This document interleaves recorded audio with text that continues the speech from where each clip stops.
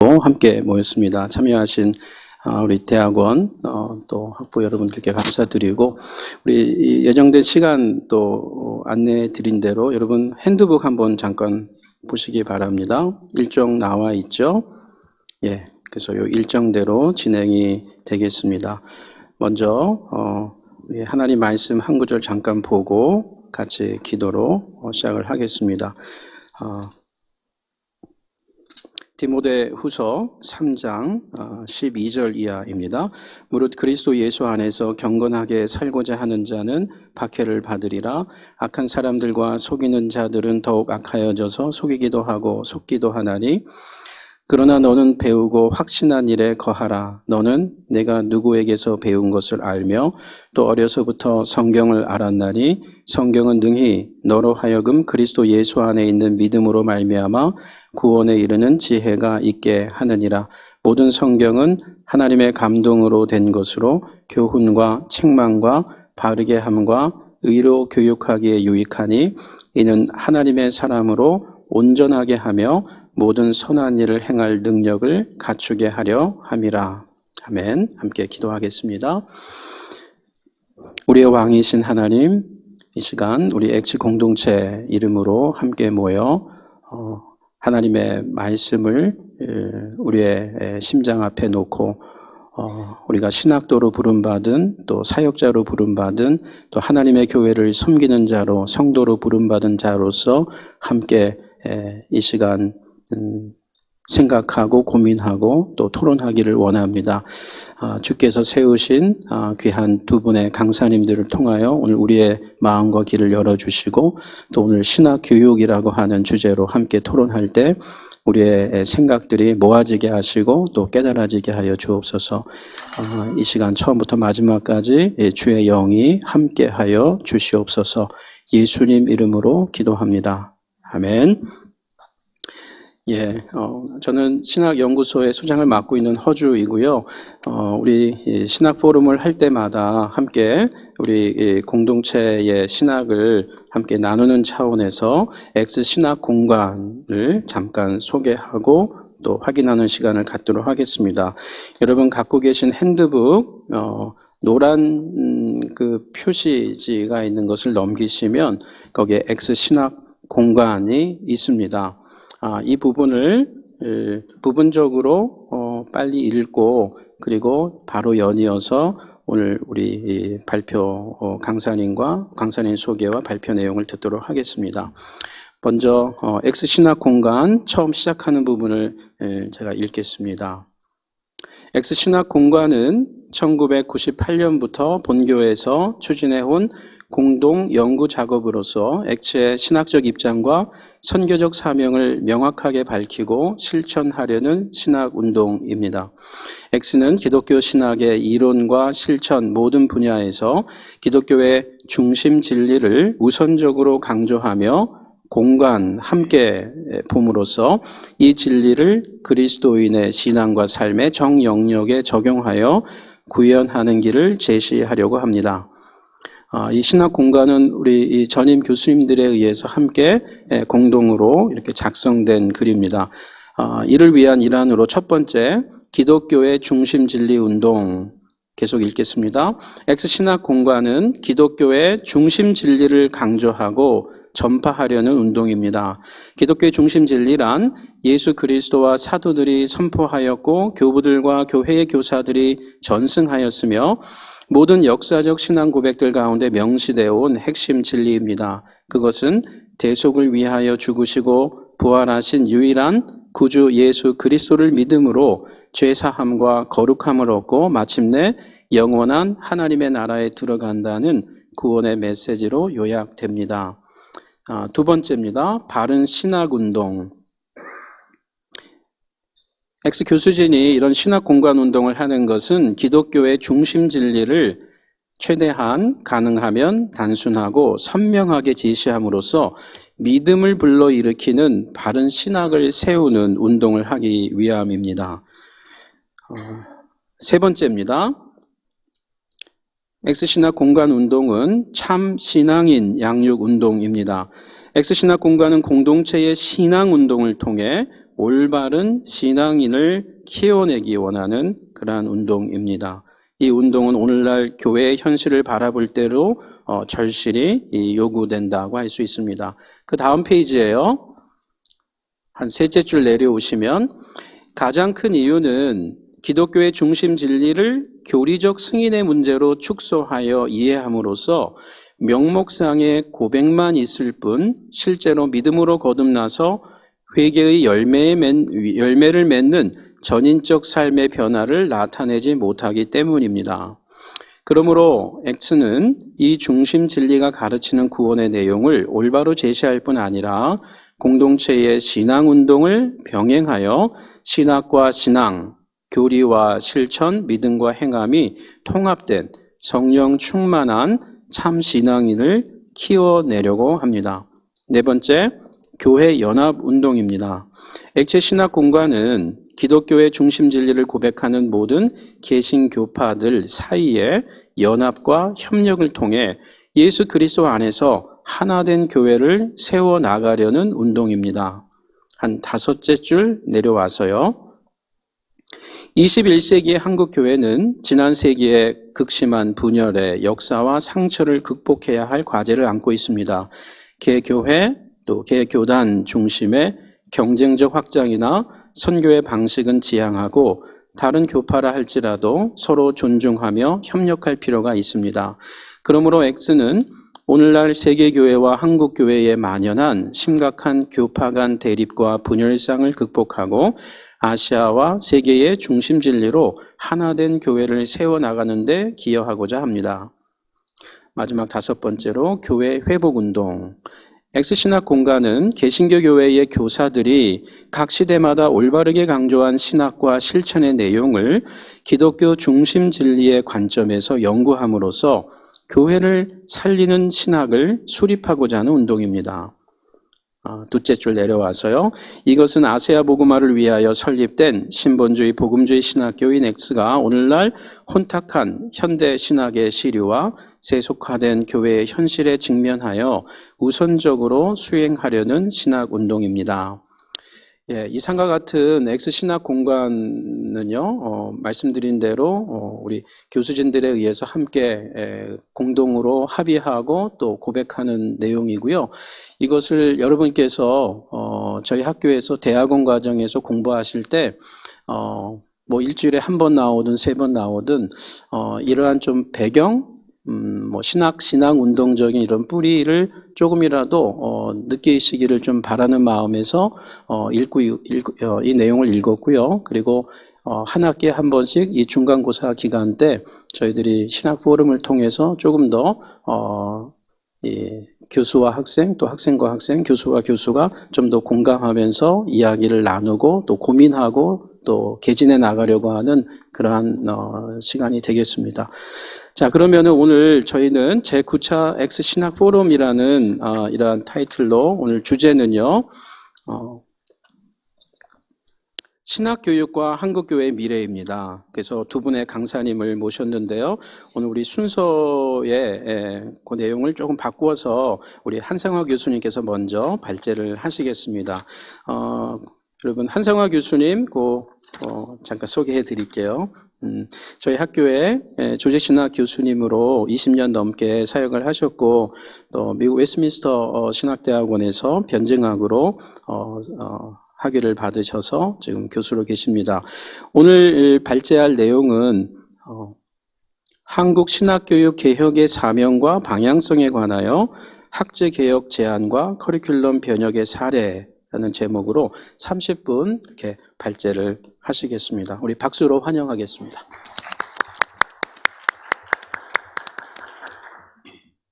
네, 감사합니다. 이렇게 페이퍼를 발표할 수 있는 기회를 주셔서 감사드리고요. 제가 이 주제에 대해서 이렇게 연구하게 된 것은 한국 신학교육 이대로 좋은가라는 그 주제를 가지고 그 개혁주의 생명신학회에서 이제 의뢰를 했는데, 사실 그때쯤에 제가 하나님의 그 새로운 그 어떤 그 믿음에 대한 회복의 체험이 있었고, 그러한 가운데서 우리 한국교회를 바라보면서 상당히 이렇게 오랫동안 마음 아프게 기도해 오던 가운데서 이 신학교육이라는 주제를 가지고 이렇게 다시 연구를 이렇게 하는데 그게 이제 제가 교육 쪽의 교수도 아니고 여러 가지로 부족함이 많이 있어요. 근데 그냥 저의 신앙 고백적으로 쓴 거다. 그냥 그렇게 보시고 같이 읽으셨으면 좋겠습니다. 30분이나 있어가지고 제가 더 좁은 줄 알았는데 이렇게 군데군데 읽어가면서 같이 한번 생각해 보셨으면 좋겠습니다. 제목은 한국 신학교육 개혁의 사명과 방향성에 관하여 그래서 학제개혁 제안과 커리큘럼 변혁의 사례 이렇게 부제를 넣어서 이제 썼는데요. 들어가는 말 같이 보시겠습니다. 신학교육에 대한 주제는 매우 중요한 주제로서 신학교육에 종사하는 자라면 누구나 진지하게 다뤄보고 깊이 생각해 보아야 한다. 이 주제는 과거 주로 기독교 교육 전공자들이나 혹은 실천신학 전공자들 아니면 대학의 총장들을 중심으로 취급되어 왔으나 현재 한국 교회가 영적, 도덕적 위기를 맞이하여 사회의 신뢰도가 대폭 하락한 상황에서 신학교육에 종사하는 자라면 누구든지 책임을 느끼며 진지하게 다루어 보아야 할 주제가 되었다. 더 나아가 한국 교회가 새롭게 되려면 종합대학 내 기독교 학부나 신학대학, 교단에 속하거나 관련되어 있는 대학과 신학대학원, 순수 신학대학교, 그리고 각 대학원, 대학교 등 한국의 모든 신학 관련 교육기관들이 먼저 각각의 처지에서 각 기관의 설립 이념은 물론 기독교적 정체성에 충실한 방향으로 개혁해 가도록 노력해야 할 것이다. 오늘날 대한민국의 종교 인구 감소 및 학령 인구 절벽이라는 위기 앞에서 각 대학들은 생존을 위한 구조 조정을 치열하게 감행하고 있는데 이러한 위기야말로 각 신학교육 기관들이 하나님 앞에서 각기 졸린 목적을 재확인하고 각 신학 공동체에 나아가야 할 바를 하나님께 물어야 할 때이다. 다양한 설립 이념이 있다 할지라도 기독교 기관의 졸린 목적은 교회와 사회 속에서 하나님 나라 구현이라는 그리스도께서 위임하신 사명보다 더 우선하는 것이 없기 때문에 생존을 위한 경영 논리가 아니라 오늘의 한국 교회와 세계 교회가 처한 상황에서 새롭게 주시는 하나님 나라 비전의 소명으로부터 변화의 방향을 설정하여야 할 것이다.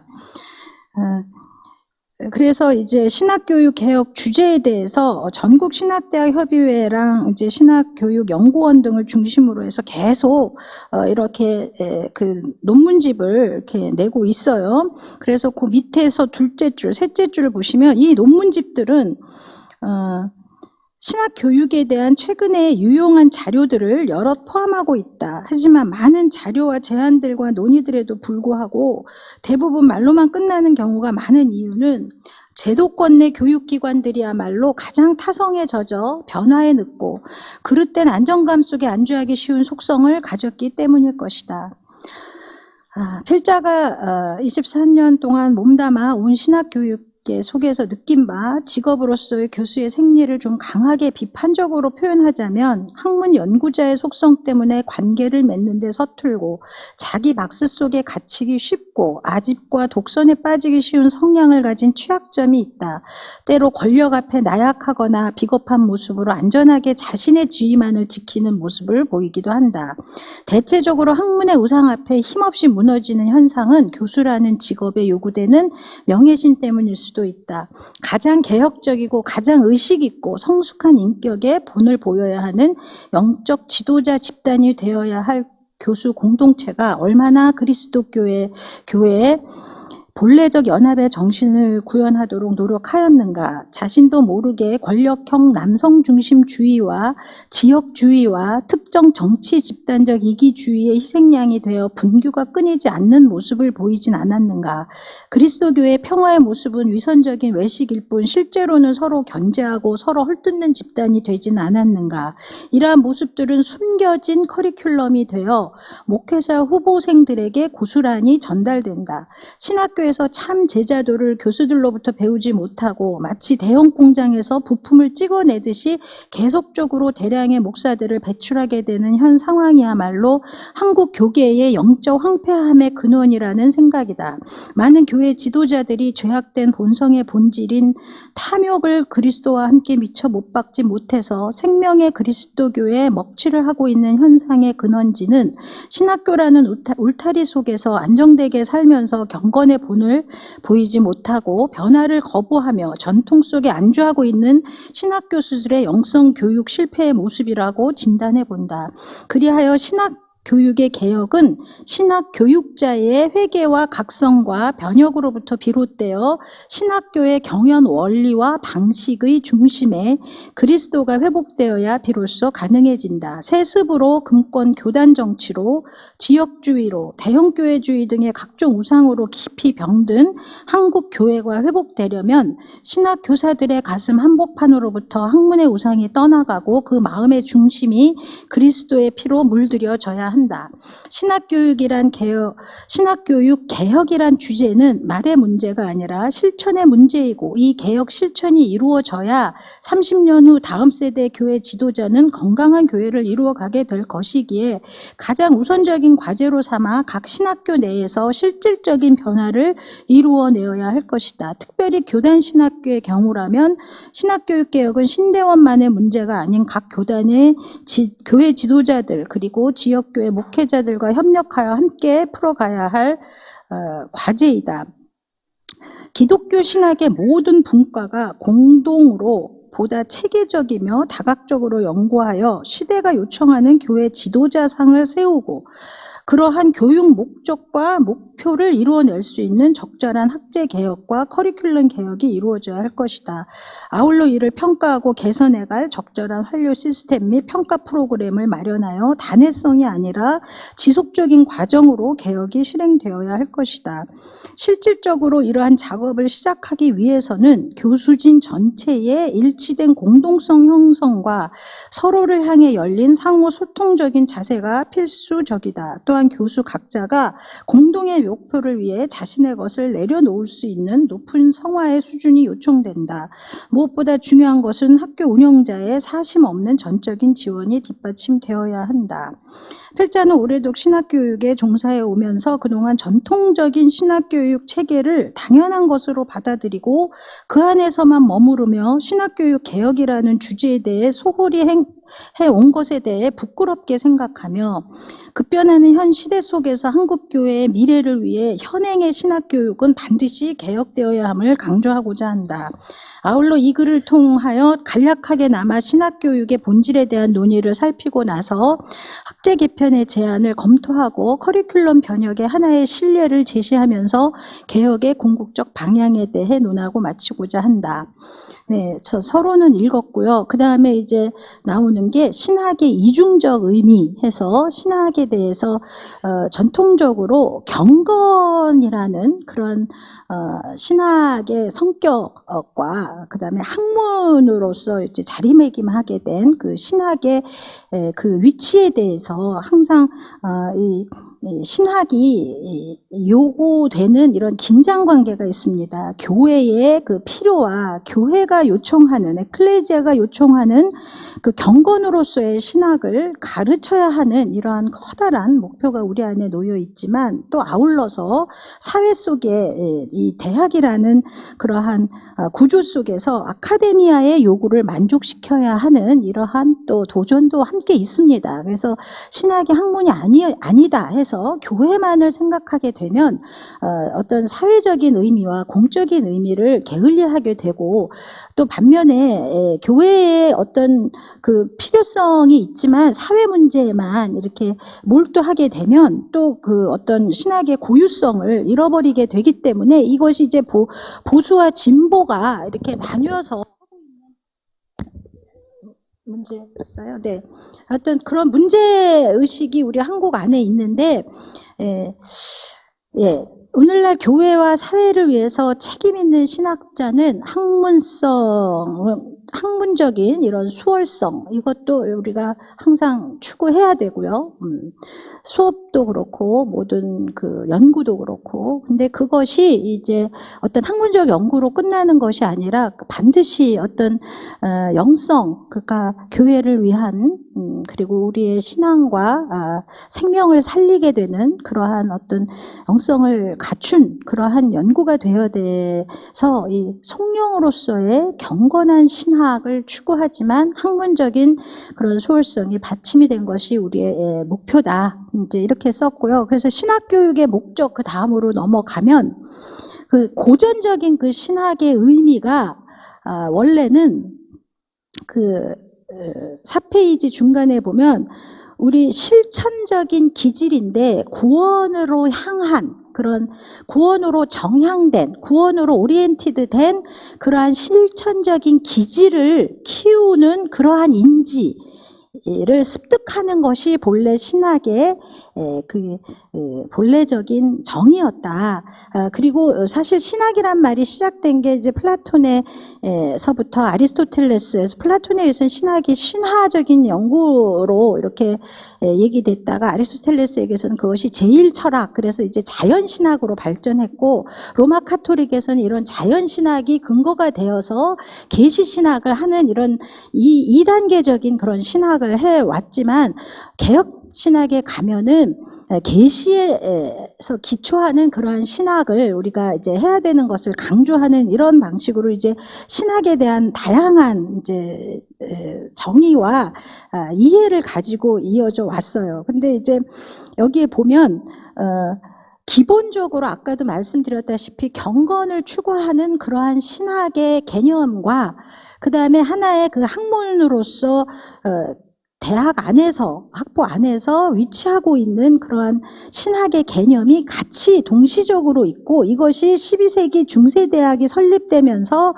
이 두 가지 개념이 이제 동시적으로 있었지만 아리스토텔레스적인 방법을 사용하는 스콜라주의자들은 이 법학의학, 철학을 포함해서 교양교육 등과 함께 지식을 산출하는 어떤 질서 있는 과정, 지식을 향한 질서 있는 과정으로서 이제 일종의 그런 학문 개념으로 그 신학이 더 이제 자리매김하게 되었다.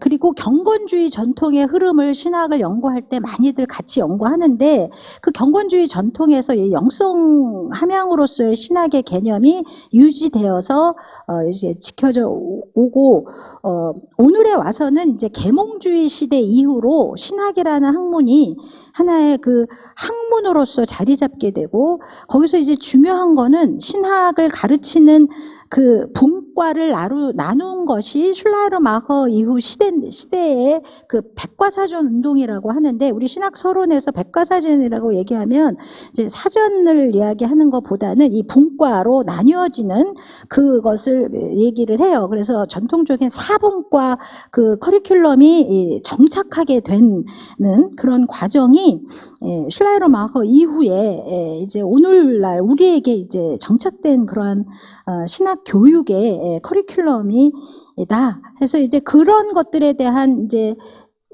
반성들이 이제 많이 있어요. 오늘날 그 박찬호 교수가 에드워드 팔리에 그 근거해서 이제 쭉 쓴 거에 의하면 신학 교육의 유형, 이제 이것이 이제 4가지 유형 이렇게 있어요. 근데 이 부분에 대해서는 지금 뭐 특별히 논의할 필요가 없고 신학 교육의 그 목적이 이제 어디에 놓이느냐 하는 그런 논의들인데 저는 신학 교육의 목적은 하나님 나라처럼 이렇게 다양할 수가 있다라고 생각을 합니다. 그래서 각 기관마다 선교적 유형, 또 심지어는 오늘 그 서울 유형이라 그래서 우리의 그 사회적인 문제나 프락시스 모델, 그래서 더 사회 참여나 약자를 위한 것이나 이러한 어떤 공적인 영역에 더 강조를 두면서 나오는 유형, 이런 것도 우리가 얼마든지 포섭을 할 수가 있는데 그러한 다양한 유형들을 통해서 우리가 무엇을 이루고자 하느냐 하는 그 문제에 가면 역시 가장 기본적으로 원론적으로 성경에 기초한 그러한 어떤 신학 교육의 그 본질을 언제나 잃지 말아야 되겠다라는 그런 생각을 합니다. 그게 이제 5페이지 밑에 쪽에 있는데, 오늘날 한국교회 상황에서 더 중요하고 본질적인 질문은 신학교육의 목적으로서 어떠한 교회의 일꾼, 하나님 나라 지도자를 길러내고자 하는가 하는 것입니다.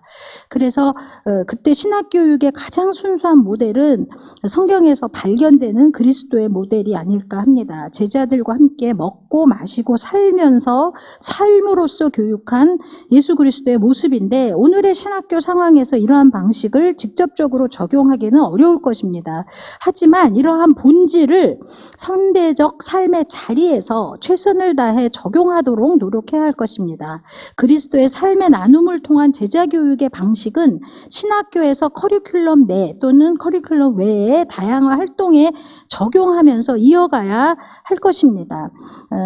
교수 학생의 그 만남이 오늘 상황에 맞게 수용 적용되어서 그런 실천을 어떻게 더 효과적으로 할 수 있지 강구해야 되고요. 그래서 그냥 강의만 하고 멀리 강단에서 딱딱한 강의만 하고 연구실로 사라지는 이러한 모습들이 한국교회 신학교에서 없어져야 한다고 봅니다. 그래서 그러한 것들 때문에 우리 한국의 지금 현 교회의 상황이 비롯되지 않았나, 그렇게 한번 자성을 해보고요. 오늘같이 이 4차 산업혁명 시대에 인공지능, 사물 인터넷, 인터넷에서 너무나도 많은 것들이 드러나고 노출되고 이런 시대에는 진정성에 더 많이 요구되는 그런 시대이고, 특별히 신학교에서는 더욱더 그 신앙인의 향기가 나는 인성교육이 중심이 되어서 이루어져야 한다. 전통의 전달, 그런 것들은 하나의 배경이 되어야 되고, 가장 중요한 것이 무엇인가를 결정하는 이런 과정을 통해서 우리가 함께 의식이 있는 그런 신학교육을 하도록 노력을 하는 것이, 그래서 변화를 이루는 것이 궁극적으로 한국 교회 변화를 위한 우리의 움직임이 아닌가, 이런 생각을 굉장히 강하게 했고, 신학교육 개혁의 필수성은 그냥 교회만 보면 나옵니다.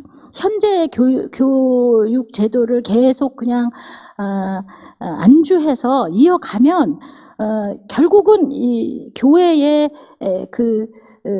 쇠퇴, 교회가 정말 사회로부터 지탄을 받는 그런 것을 이어가는 것밖에 되지 않고 이제 변화되어야 되는데, 그 신학의 변화의 여러 가지 것들, 신교육도 그렇고 많이 제한이 되어 있어요.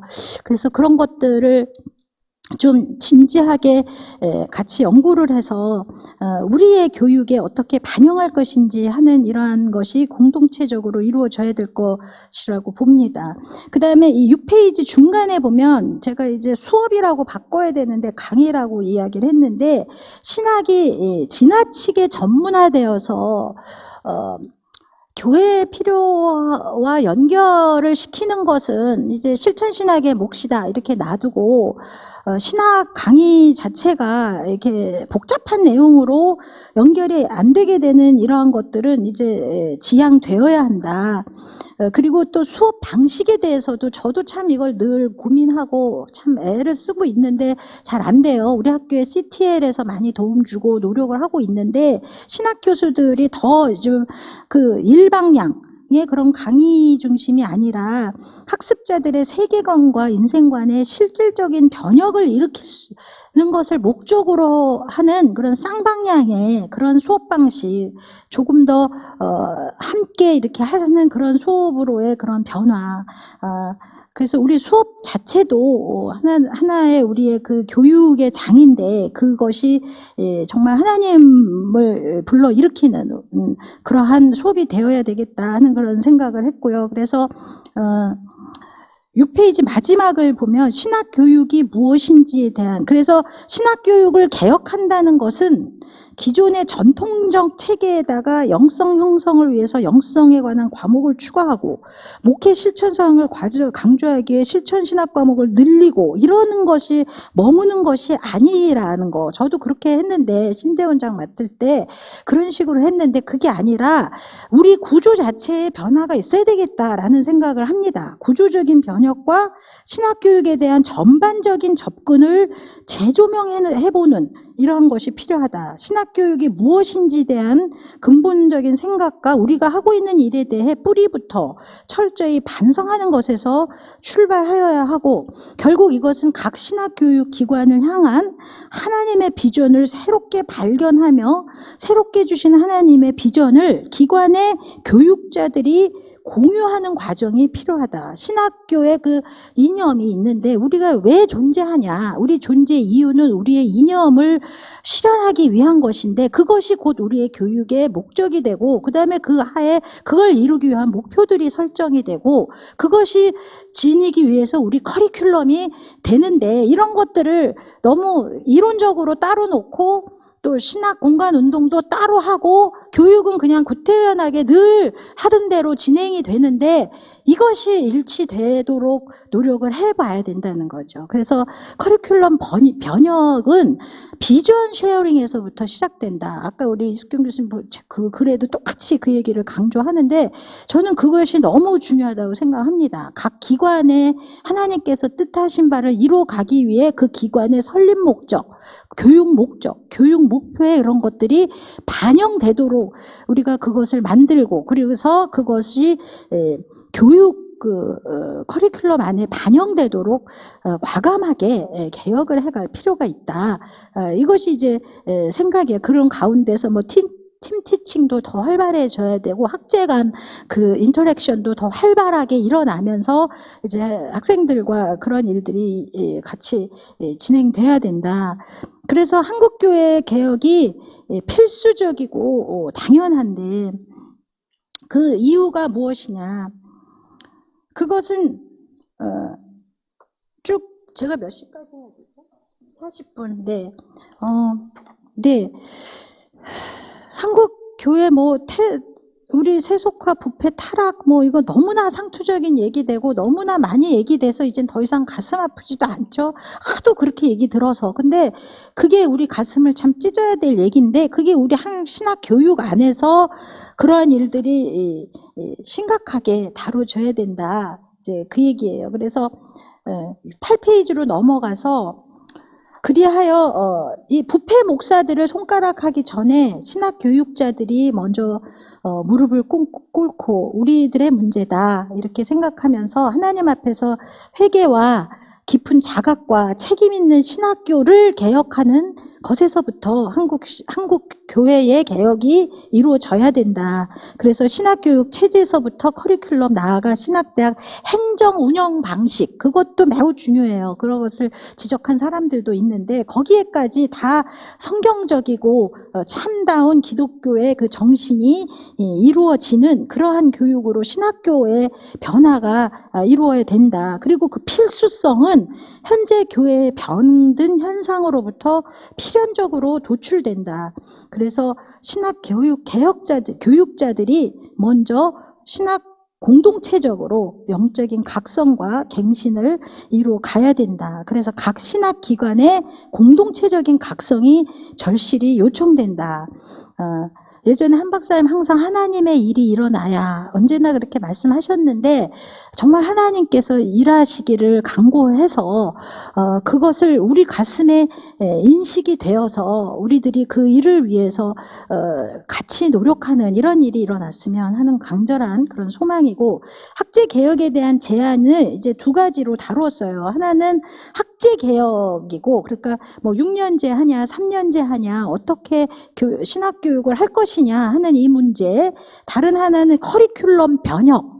이 사례들을 제가 쭉 이렇게 보다가 참 이렇게 흥미롭고 새로 와서 이렇게 집어 넣습니다. 학제 개혁에 대해서는 아주 두 가지가 다른 배경의 사람이에요. 한 분은 박정근 박사라고 독일에서 공부했고, 독일식의 그 신학교육 어프로치고, 다른 하나는 이제 페리 슈어라는 미국의 기독교 교육학자인데, 굉장히 실천 중심적인 방식으로 커리큘럼을 완전히 변혁한 그런 사례예요. 그래서 이렇게 실질적으로 박정근 박사는 그냥 하나의 제안이고, 사실 이런 것들이 많이 들려지지는 않은데, 우리가 이 신학교육 개혁, 그 다음에 그거랑 맞물려 있는 전도사 제도의 문제, 그 목회 연구 과정, 신학 신대원을 어떻게 할 것이냐 하는 이 문제, 이런 것들에 대한 논의들이 아주 진지하게 이루어져야 된다는 그 강조를 했고, 그래서 송영목 교수와 정찬도의 그 신학 6년 연계 교육 과정, 이런 것도 참 들어볼 만한 것이었고, 이제 우리 학교 같은 경우는 이제 신대원 학부를 이렇게 연계해서 할 만한 그러한 여건은 아니죠. 그러나 신학대학교의 경우에 이제 그것을 총신대가 2016년부터 결정해서 하는데 어떻게 되는지 참 어렵고, 그러한 우리 보수적인 우리 신학교들은 일단 그 근본적인 그런 어떤 개혁이 필요하다, 이런 생각을 합니다. 아랍 침례 신학교의 커리큘럼 변혁한 사례는 굉장히 이 교육학적인 그래서 피교육자 중심으로 이렇게 40분까지라 그랬죠? 이제 다 끝나가. 피교육자 중심으로 변혁을 한 그런 사례예요. 그래서 그 커리큘럼 개혁을 한 거에 대해서 거기다 이렇게 넣었는데, 제가 이거를 나중에는 그 표를 한국말로 번역을 해가지고 이렇게 다시 잘 보이게 해서 이제 늘 예정이고요. 근데 정말 완전히 기존 4분과 체제의 커리큘럼하고 달라요. 그래서 그러한 것은 렌즈로 남아있고, 비블리칼, 그러니까 성경 신학적 또는 역사적, 교리적, 그 다음에 컨텍스트, 상황, 목회 상황, 실천 상황적, 이런 것들이 하나의 렌즈로 되어 가지고 삶과 사역에 대해서 그렇게 바라보도록 하는 이런 방식으로 이제 커리큘럼이 제시되어 있어요. 그리고 여러 가지 그 교육학 이론에 따라서 제시되어 있는 것들을 보는데, 굉장히 흥미로웠던 것들은 전체 교수진이 한 3년, 4년을 모든 퇴수회를 다 이 커리큘럼 번역하는 데다가 다 할애해서 교수들 교육부터 시작을 해서, 일단 처음에 우리들이 뭘 할 것이냐 하는 교육 목적과 비전과 그들의 밸류들을 다 이렇게 잘 적어서 목록화해서 분명히 같이 그것을 쉐어링하는 하나, 두 가지, 세 가지로 이렇게 만드는 그런 작업부터, 그러니까 한마디로 from scratch, 처음부터 시작을 한 거예요. 우리가 뭘 할 것인가, 우리가 왜 이걸 할 것이냐, 우리가 해서 어떤 것을 추구할 것이냐. 우리 액츠가 신학 공간 운동을 하는데 그것들을 그냥 말로만 하는 게 아니라 그게 우리에게는 어떤 의미가 있는가, 우리 학생들에게 어떤 교육을 우리가 할 것이냐는 이러한 어떤 심각한 논의들을 했었다는 거. 아랍에 있는, 레바논에 있는 침례신학교에서 그렇게 해서 커리큘럼을 개혁했다는 그 자체가 저에게는 굉장히 신선했습니다. 우리 같은 경우는 여러 가지 더 복합적인 상황이 많이 있어서 좀 다를 수가 있겠지만, 그래도 그런 어떤 변혁을 향한 노력을 하기를 원해서 이 글을 이렇게 썼습니다. 마지막에 한철화 박사님도 신학교육에 대해서 많이 이 글을 쓰셨는데, 그야말로 엘리야 선지 이야기, 정말 성경에 머물러서 그런 이야기들을 쓰셨어요. 오늘날 우리들에게 또 새롭게 그런 정신들이 이어져서 해야 되겠다 생각을 합니다. 그래서 그 마지막 13페이지, 그럼에도 불구하고 그 마지막만 읽고 마치겠습니다. 신학 대학마다 아무리 다양한 핵심 가치가 있고 추구하는 다양한 방향이 있을 할지라도 역시 신학교육에 있어서 하나의 공통된 기반은 성삼위 하나님일 것이다. 이러한 변화할 수 없는 중심점에 닷을 내리는 일은 필자가 봉직하고 있는 액츠 설립과 발전에 헌신한 한철화 박사가 오래전에 그의 논문 신학교육과 신본주의에서 힘주어 강조한 바 있다. 그에 따르면 신학교육의 목표는 하나님의 종을 길러내는 것인데, 이 반역되고 타락한 세상에서 하나님의 뜻을 행하고자 믿음의 선한 싸움을 싸우는 주의 종 들을 길러내는 것이라고 하였다. 이러한 의미에서 신학교육을 행하는 곳을 선지동산이라고 불러왔다. 그는 엘리야와 함께 구약의 선지학교를 신학교육의 으뜸의 예로 들고 있다. 그래야 하나님의 종으로서 사역을 하는 데 있어서 세 가지 중요한 것은 하나님을 하나님으로 알고 선포하는 일이요, 둘째는 종을 종되게 하는 것이요, 마지막에 모든 것을 하나님의 말씀을 따라 하는 것이라고 하였다. 그리하여 그는 다음에 바울의 말을 인용한다. 우리는 우리를 전파하는 것이 아니요 그리스도의 주 되신 것과 우리가 예수로 말미암아 너희의 종된 것을 전파하노라. 한철아 박사는 우리 현재 신학교에서 무엇을 하든지 하나님의 뜻을 가장 먼저 묻고 우선하도록 해야 함을 일깨워준다. 그의 상기와 함께 오늘 우리 신학교육자들에게 묻고 싶은 것은 우리 한국교회가 깊이 병들어가고 있는 이 상황에서 과연 하나님께서는 우리 부름받은 자, 교사들이 무엇을 하기 원하실까 하는 것이다. 예, 감사합니다.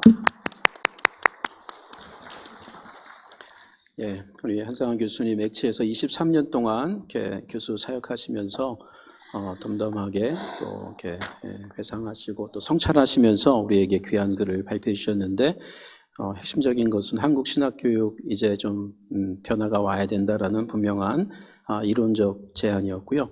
이어서 이숙경 교수님께서 발표하시겠는데 이 교수님은 기독교 교육 상담학과 소속이시고 또 기독교 교육학을 전공하셨는데 저희 학교에서 또 27년 이렇게 또 사역하신 거로 되어 있습니다. 그래서 두 분 다 학교에서 오랫동안 봉사하셨는데 이제 엑스신학 교육에 대한 재고 그래서 조금 더 아주 현실적이면서 이제 실천적인 내용을 우리 학교와 관련해서 말씀해 주시겠습니다. 네, 박수로 환영하겠습니다.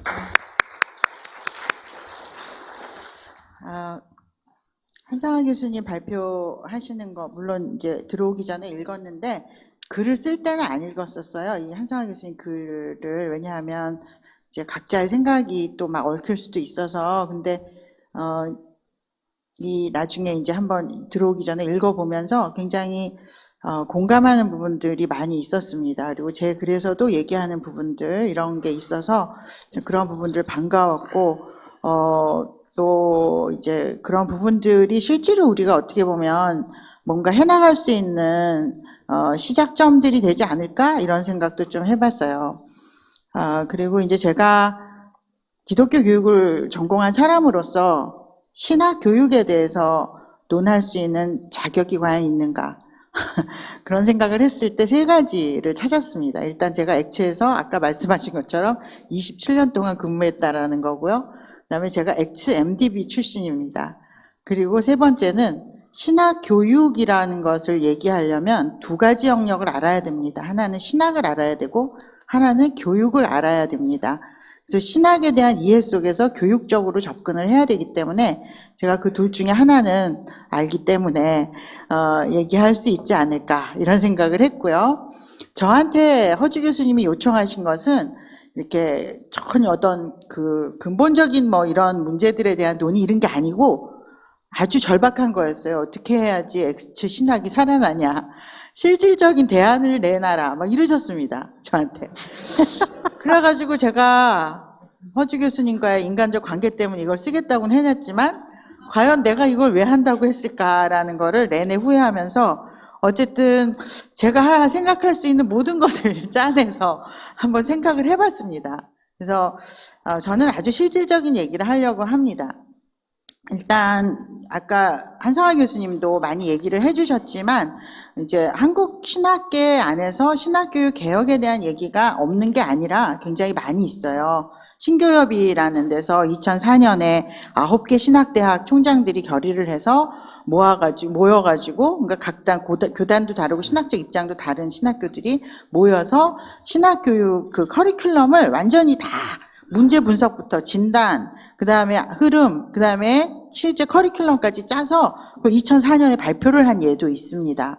굉장히 큰 연구를 한 거죠. 근데 이제 거기에 왜 우리 학교는 없을까라는 질문을 제가 잠깐 했어요.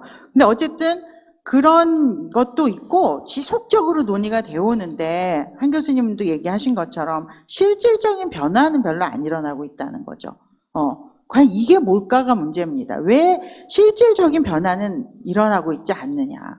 이 문제는 또 심각하게 생각해야 되는 또 다른 어떤 뿌리가 있겠죠. 한 교수님이 그 부분에 대해서 좀 굉장히 적나라하게 얘기를 좀 해주신 면이 있습니다. 자, 그래서 그런 이제 흐름 속에서 그래도 계속 논의되고 있으니까 그런 문제들을 기초로 하면서 저의 논의는 시작이 됩니다. 일단 저는 이제 재현이라는 거에 초점을 맞추려고 그래요. 그런 논의들을 다 살펴보진 않겠습니다. 저는 액츠 신학교육에 대한 재현을 하려고 합니다.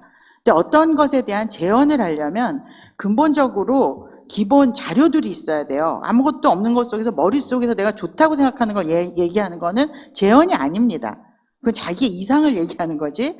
그러니까 현실에 대한 근거 속에서 얘기를 해야 돼서 제가 그 세 가지 근거를 가지고 얘기를 하려고 합니다.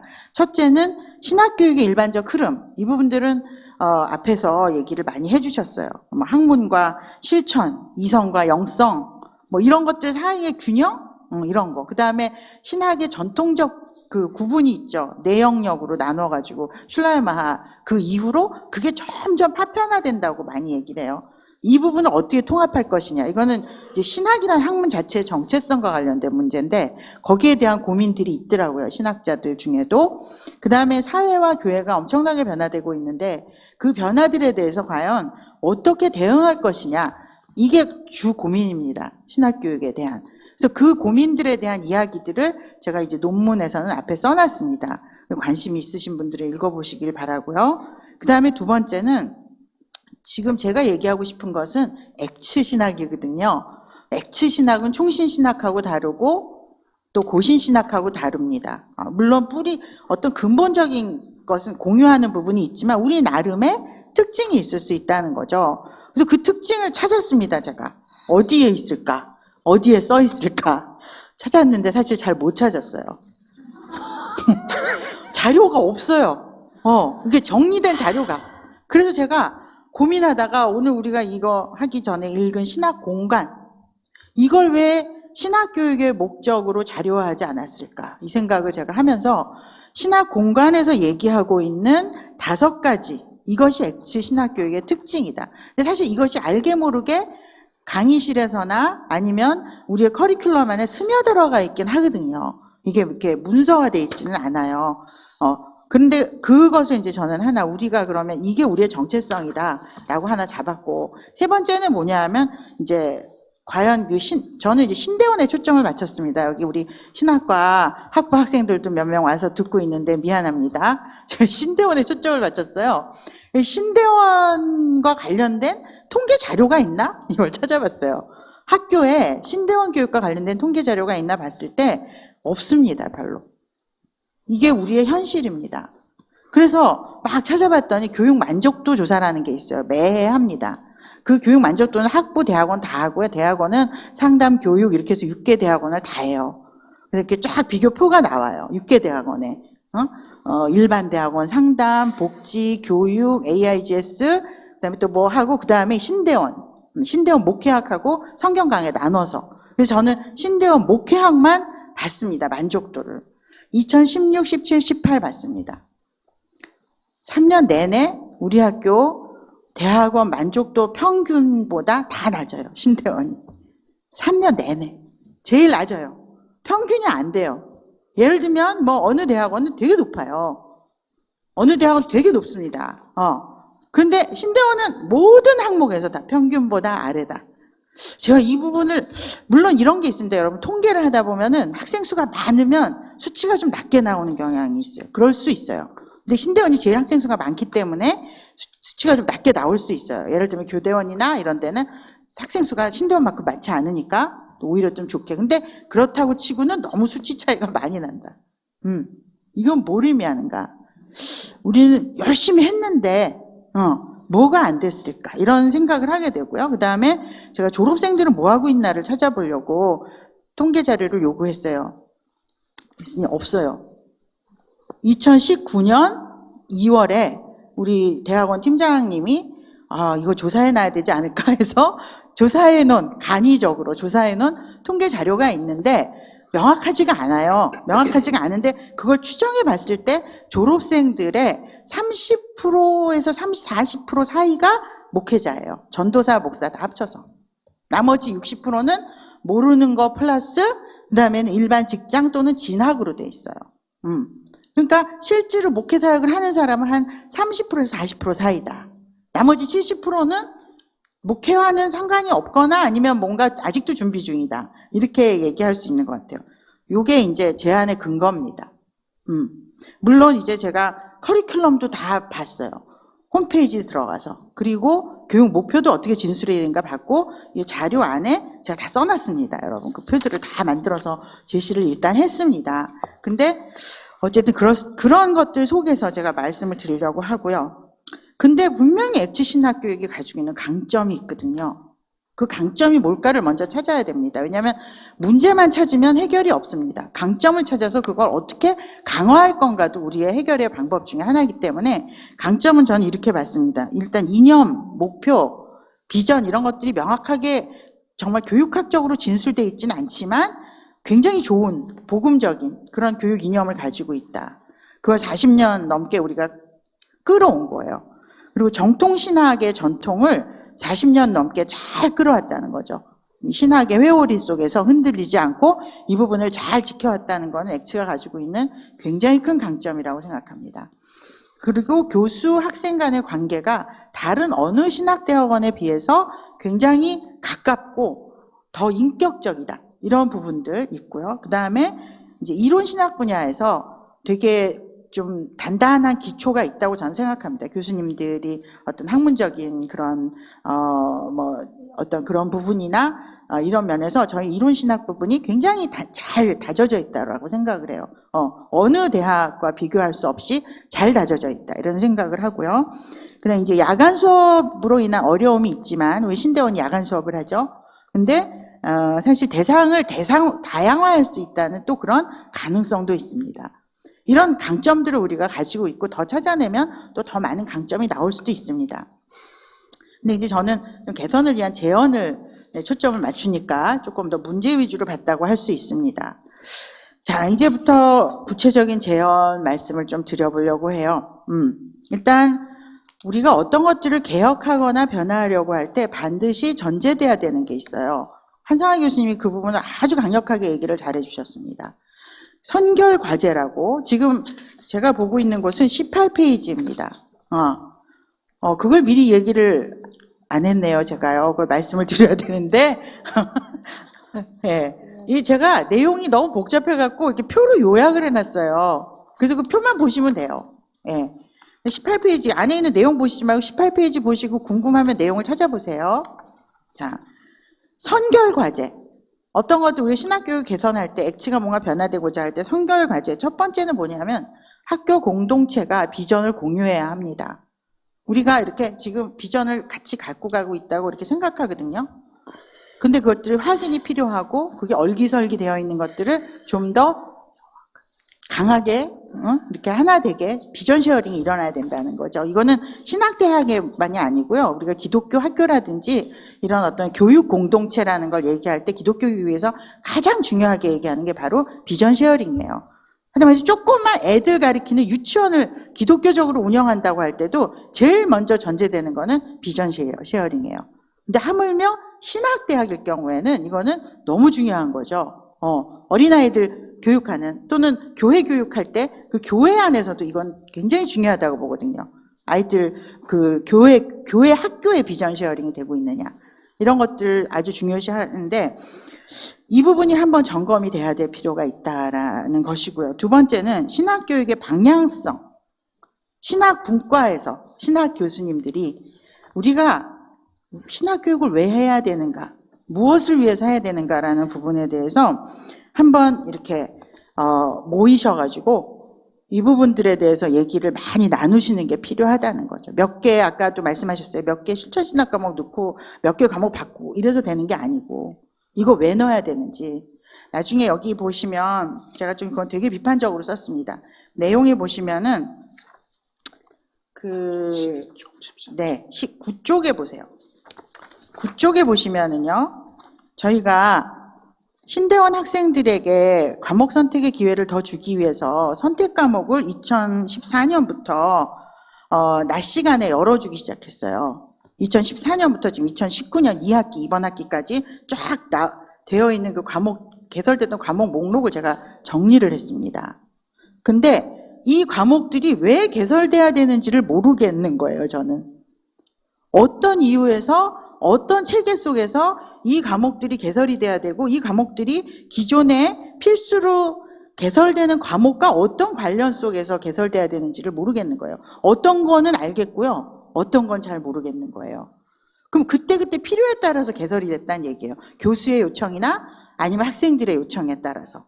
커리큘럼은 그렇게 짜면 안 되는 걸로 저는 알고 있습니다. 이거 과목 하나하나가 너무 소중한 과목이거든요. 신대원 학생들에게. 그렇다면 전체 커리큘럼과의 관계 속에서 논의가 되고 우리가 어떤 연차로 어떻게 하겠다는 게 몇 년치가 대충 나와야 돼요. 근데 그게 아니구나라는 게 그냥 여러분이 보셔도 느끼실 거예요. 이 과목은 왜 이렇게 개설이 됐지? 이런 게 느껴지는 것들이 있어요. 자, 이런 것들을 다 정하기 위해서는 신과 교수님들이 모이셔가지고, 신학 교수님들이 모이셔가지고 의논을 하셔야 돼요. 그래서 제가 생각할 때 이런 생각을 했어요. 교수님들이 공동 연구 프로젝트를 한번 하시면 어떨까? 신학 교육에 대한 공동 연구 프로젝트를 하시면서 한 1년이나 2년 정도 해서 책을 내시는 거예요. 신학교육 백서 뭐 이런 거를 하나 내시는 거죠. 굉장히 저는 그 작업이 또 거기 하려면 물론 지원도 있어야 되겠죠. 연구 지원비도 있어야 되고 하겠죠. 그다음에 세 번째는 교육 만족도, 학생들의 교육적 필요, 졸업생 실태 이런 것들에 대한 기본 자료를 구비를 해야 됩니다. 지금부터라도. 그래서 신대원 학생들 대상으로 실질적인 요구 조사를 하고 그 부분들에 대해서 또 학생들, 물론 학생들이 학생 대표를 통해서 요구를 얘기를 해요. 하지만 그런 것들은 또 어떤 학생들의 성향만을 반영할 수도 있어요. 그때 우리가 조금 더 객관적인 자료가 필요하죠. 마지막으로 제가 좀 안타까웠던 거는 엑츠 홈페이지 상의 신학대학원에 대한 소개가 너무 불충분하다. 그냥 돈이 드는 일이 아닙니다. 교육 목표 진술이 안 돼 있습니다. 그리고 교육 목표는 학부 교육 목표하고 똑같은 게 올라가 있어요. 그렇게 되면 안 되고요. 교육 목표를 목표로 제대로 진술을 해야 되고 우리가 어떤 특징이 있고 뭘 잘하고 여러분에게 뭘 줄 수 있는지가 설명이 돼 있어야 되는데 제가 잘 못 찾았습니다. 이 작업이 이거는 금방 할 수 있는 일이거든요. 그래서 저는 이거를 제안을 하고요. 그 다음에 이제 교육의 실제로 들어가서 하나씩 보겠습니다. 대상을 다양화할 수 있어요. 우리는 더 다양화할 수 있어요. 근데 이제 그 학교 그 MDB 신대원 소개하는 데 보면 이렇게 돼 있어요. 우리가 뭘 하려고 그럽니다. 이런 걸 소개했어요. 교육 목표는 없지만 목회자 양성, 교회 연합적 국제적인 목회자와 선교사 양성, 교회 지도자 양성 이렇게 써 있어요. 근데 저는 이게 뭔지 잘 모르겠어요. 목회자는 뭐고 선교사는 뭐고 교회 지도자는 뭐지? 근데 통계를 봤을 때는 우리는 평신도 사역자가 더 많을 수도 있다. 이런 생각도 해봐요. 교회 안에서 어떤 지도적 역할을 하는 평신도 사역자들이 훨씬 많을 수도 있고 또는 선교 단체나 이런 데서 일하는 행정 사역하는 사람도 있을 수 있고 굉장히 다양할 수 있는데 사실은 홈페이지 상에는 목회자하고 선교사에게 초점이 맞춰져 있다는 거예요. 이게 뭔가 현실하고 안 맞지 않나? 좀 더 명확하게 우리가 하면 좋겠다. 예를 들어서 학교 소개를 할 때도 우리는 이런 분들이 와서 공부하셔서 거기 어떤 신학적 소양과 이런 여러 가지들을 더 배워서 가실 수 있습니다라고 좀 더 구체적으로 명료하게 되어 있다면 사람들이 우리 학교를 선택할 때 나도 갈 수 있구나. 이게 목회자만을 위한 데가 아니구나. 선교사만을 위한 데가 아니구나. 물론 그거를 다 읽고 지원하시는 분은 많지 않을 수도 있어요. 그냥 엑츠니까 간다. 이러고 오시는 분도 있을 수 있어요. 여태까지는 그게 됐다고 생각해요. 근데 앞으로도 될까라는 생각을 해요. 엑츠니까 간다가. 좀 더 우리를 어필할 필요가 있다라는 생각을 했어요. 근데 이 대상이라는 거는 교육 목표하고 굉장히 밀접한 관련이 있습니다. 우리가 지금 이 사람들을 대상을 누구로 생각하고 이 사람들을 어디로 이끌어가는가라는 게 결국 교육 목표거든요. 그래서 교육 목표도 대상이 애매하니까 목표도 애매할 수밖에 없어요. 그리고 일단은 구체적인 문장으로 진술되어 있는 부분을 못 찾았습니다. 학부 신학과는 있습니다. 구체적인 목표 진술이. 근데 신대원에서는 발견을 못했어요. 일반 대학원은 아예 소개가 없어요. 그냥 교육과정만 쫙 써 있습니다. 제가 되게 지금 신랄하게 얘기를 하고 있죠. 저는 그냥 현실을 얘기하는 겁니다. 우리 학교잖아요. 제가 남의 학교 얘기하는 게 아니고 우리 학교 얘기하고 있는 겁니다. 그래서 좀 명료하게 표현을 할 필요가 있다는 거죠. 예를 들면은 목표에도 보면 소개글에도 보면 이런 표현을 하시거든요. 자질을 키워준다. 자질이 어떤 게 자질인지를 모르겠어요. 자질을 키워준다. 이런 것도 좀 구체화할 필요가 있다는 거죠. 기독교 지도자의 자질. 그러니까 그런 면들이 뭐 홈페이지에 다 올라갈 수는 없다. 그래도 뭔가 그걸 소개하는 어떤 거가 있어야 되는데 제가 이제 그런 거를 좀 근데 사실 전 알거든요. 뭘 하시려고 하는지 좀 아는 바가 있거든요. 너무 좋은 것들이거든요. 근데 그게 이렇게 문자로 표현이 안 되고 있다는 거. 이게 너무 아쉬운 거죠. 자, 그 다음에는 이제 교육 체계입니다. 지금 우리 학교의 교육 체계는 야간에 운영이 되고 있고, 그 다음에는 강의실 위주로 지금 수업을 해요. 근데 이제 앞으로 이거는 시대적 변화와 같이 가는 겁니다. 주로 오프라인 상에서의 교육이 있죠. 100%. 근데 이제 앞으로는 온라인 상에서의 교육이 필요하다라는 겁니다. 이 부분은 모든 신학대학 변화를 얘기한 사람들이 하고 있는 얘기예요. 앞으로는 이제 온라인 상에서 학생들이 동영상으로 수업을 듣고 또 거기에서 교수들의 피드백을 받고 이런 관계를 맺고 그러면서 동시에 오프라인으로도 교육을 하는 이게 같이 가야 된다라는 게 지금 많은 신학자들이나 기독교 교육학자들이 얘기하고 있는 미래에 대한 전망입니다. 제가 그래서 거기에 이 온라인, 오프라인 병행 수업의 이래가지고 하나 예를 써놨어요. 어떤 분들은 그냥 혼자 학생이 앉아서 동영상 강의 듣고 그냥 그러고 오는 건가? 이렇게 생각하시는 분들이 있어가지고요. 일단은 간단하게 써놨습니다. 온라인 상에서 강의 시청을 하고 거기에 대해서 질문이나 피드백을 교수에게 온라인으로 보내면 교수가 다시 개별적으로 온라인으로 답을 해줘야 돼요. 그리고 거기서만 되는 게 아니고 오프라인 상에서 교수와 학생이 만나서 그 문제들에 대해서 같이 또 이야기를 나누는 면대면의 관계도 또 이루어지는 겁니다. 이거를 잘 이제 과목의 성격에 따라서 구성을 하는 거죠. 이런 것들이 앞으로 개발이 돼야 된다. 우리는 특히 굉장히 국제적인이라는 게 딱 나오거든요. 우리 학교 소개할 때 국제적인이라고 나와요. 국제적인데 어떻게 국제적일 거냐. 온라인으로밖에 해결할 수가 없습니다. 국제적인 걸. 우리가 갈 수가 없잖아요. 그래서 우리가 한국에 있는 학생들만이 우리의 대상이 아니고 전 세계에 있는 학생들이 우리의 대상이 돼야 되지 않는가. 저는 그런 생각을 합니다. 그리고 이제 교육 과정 부분에서 이제 제가 생각할 때 제일 중요하다고 생각하는 건 이건 저 개인의 경험이에요. MDB 공부하고 가장 뭐가 기억에 남느냐라고 사람들이 물어보면 전 이렇게 대답합니다. 성경을 읽는 법을 배웠습니다. 성경을 어떻게 읽고 어떻게 해석하는가. 그게 저 MDB 한 지가 지금 거의 30년 됐는데 아직까지 남아있는 거 그겁니다. 성경 해석이 너무 지금 혼란스러운데 이거는 완전 제 개인의 생각입니다. 성경 연구가 좀 더 강조되는 교육과정이었으면 좋겠다라는 생각을 좀 해요. 제 개인적으로. 그리고 실제로 신교협에서도 성경 중심 커리큘럼을 제안하기도 했고요.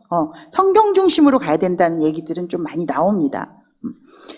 두 번째는 액체의 특성을 반영한 교육과정이다. 예를 들면 이런 거, 다양한 교단을 이해할 수 있는 교과, 국내의 성경 현장과 연관된 수업, 신학의 모든 분야를 통전적으로 연결해서 이해할 수 있는 그런 신학 개론 같은 과목.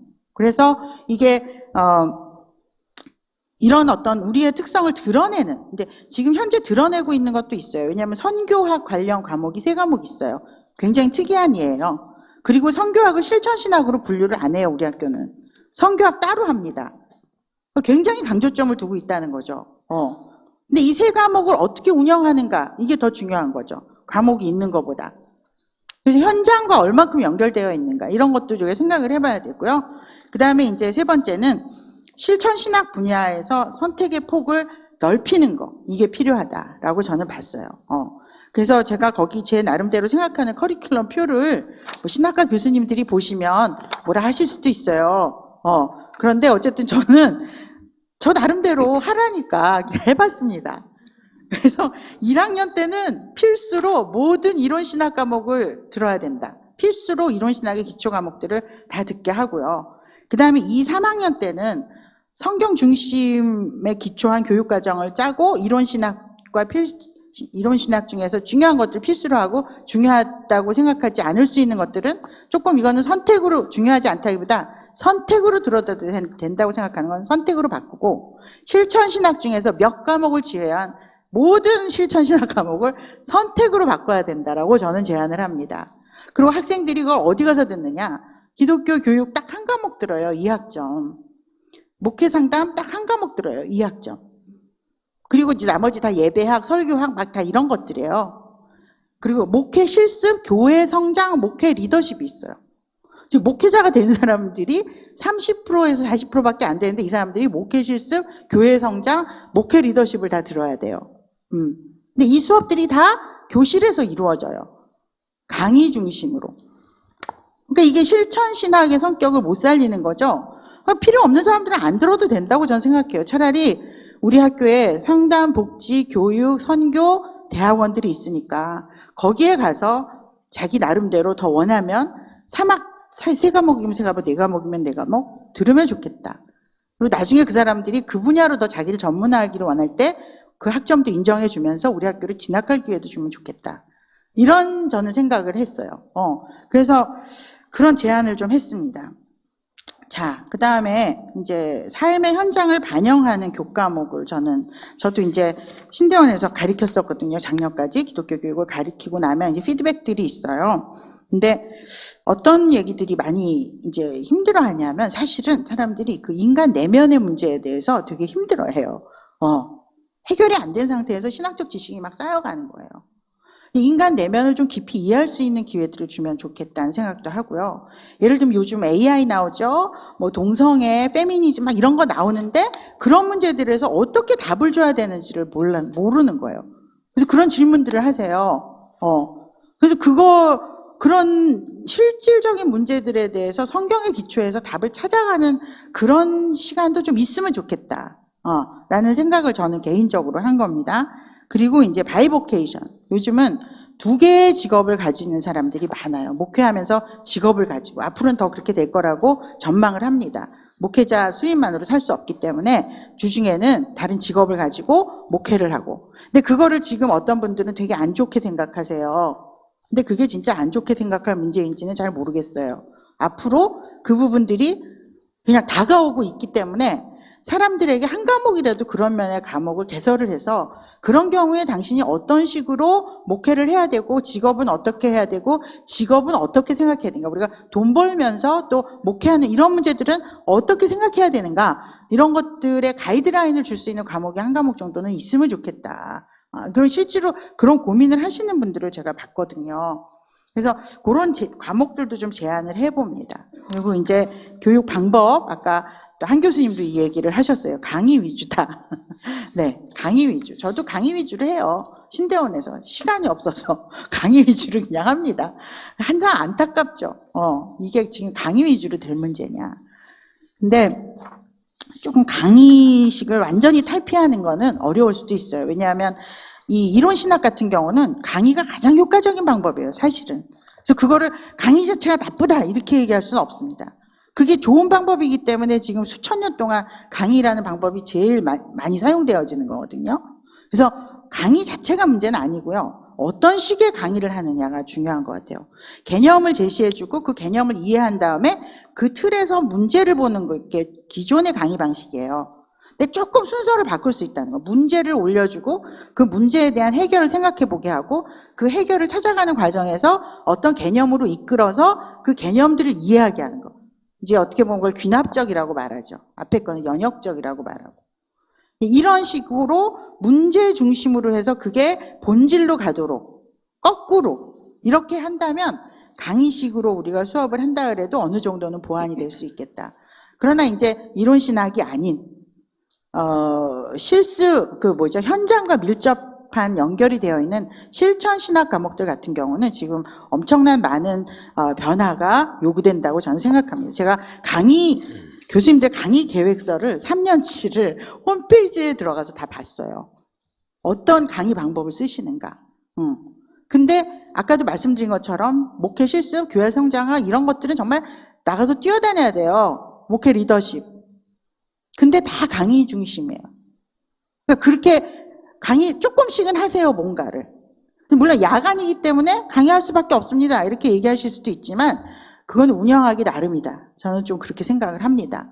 그래서 그런 부분들에 대해서 하고, 그 다음에 학습자들의 이야기가 고려되는 교육이 필요하다. 이거는 어떤 걸 의미하냐면 좀 더 질문할 수 있는 시간을 주고 토론하고, 수업 시간이 짧아서 질문을 다 받을 수 없으면 별도의 어떤 질문을 받을 수 있는 것들을 형성하는 것도 필요하다는 거죠.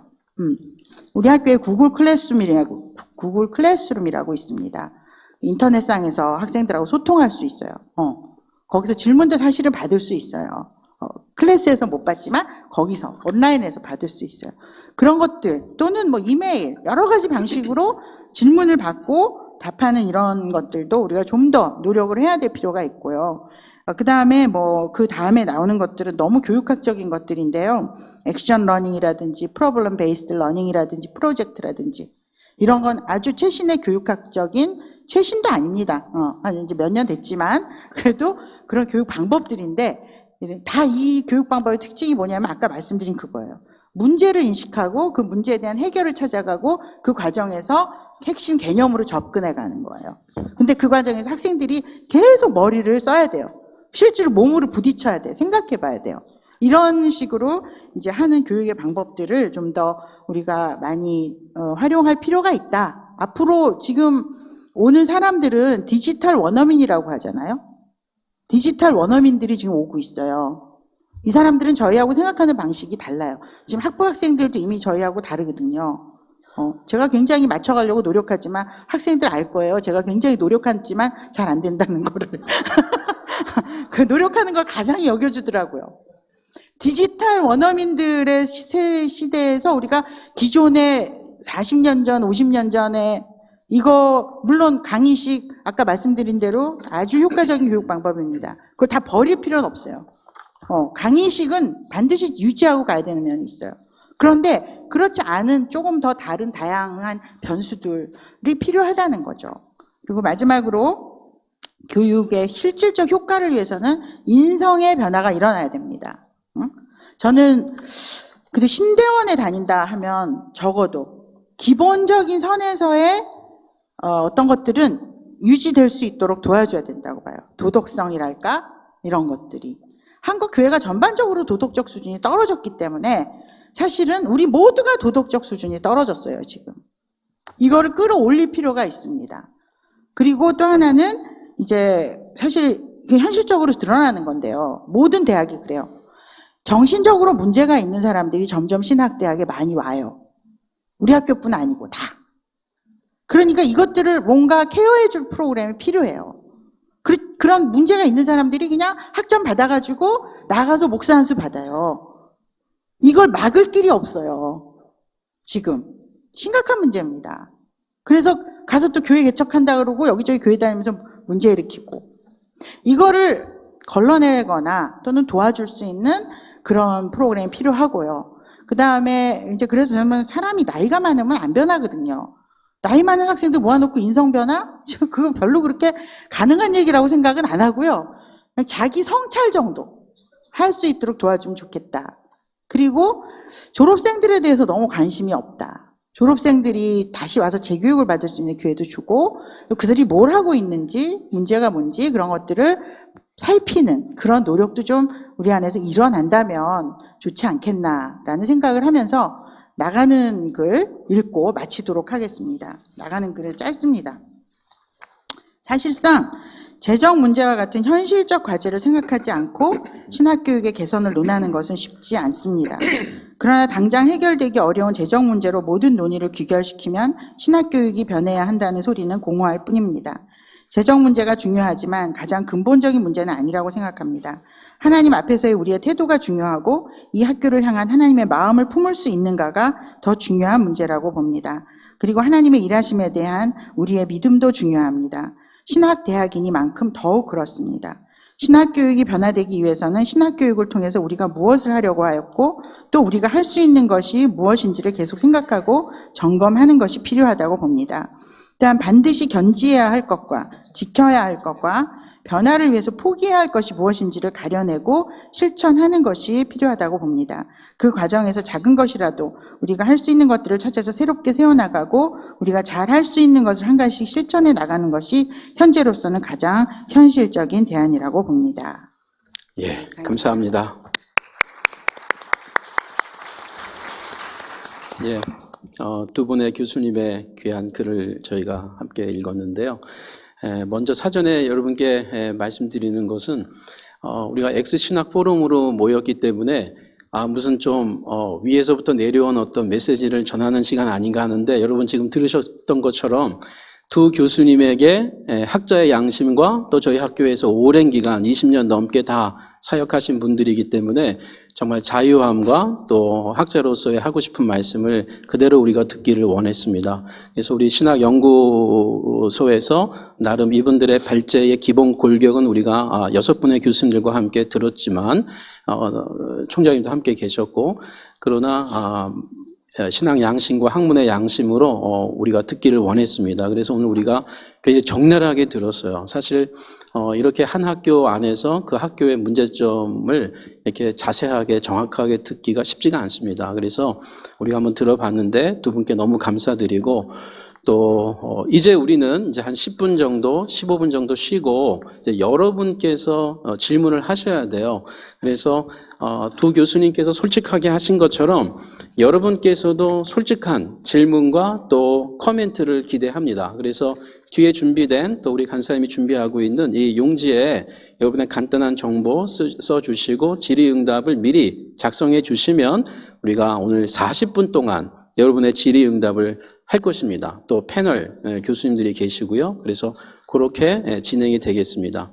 그러면은 그렇게 이해하시고 우리 잠시 휴회를 하겠는데요.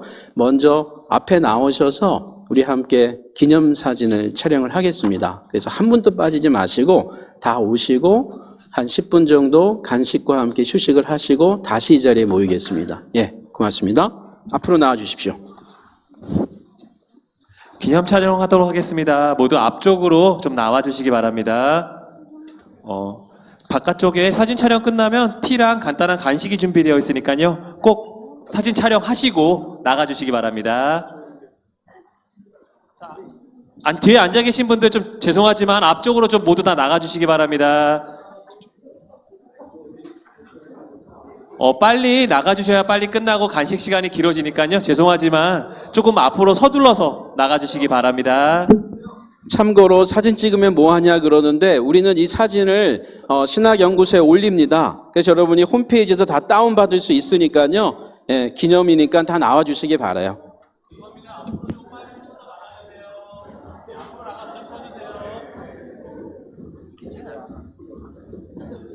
앞으로 좀 나가서 주세요. 형제 현수막 조금만 더 내려주세요.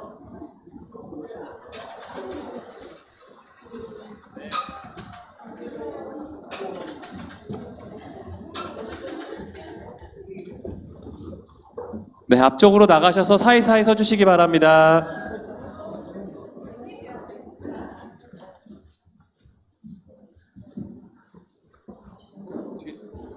형제 현수막 조금만 올려줘요. 너무 많이 내려왔어요. 시간이 안 보여요. 조금만 더요.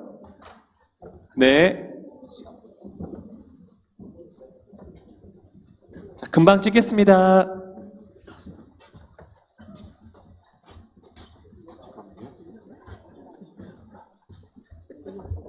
하나, 둘. 네, 한 번 더 찍겠습니다. 하나, 둘. 네, 감사합니다. 네, 40분에 다시 시작할 예정이니까요. 간식 드시고 다시 들어오시기 바랍니다.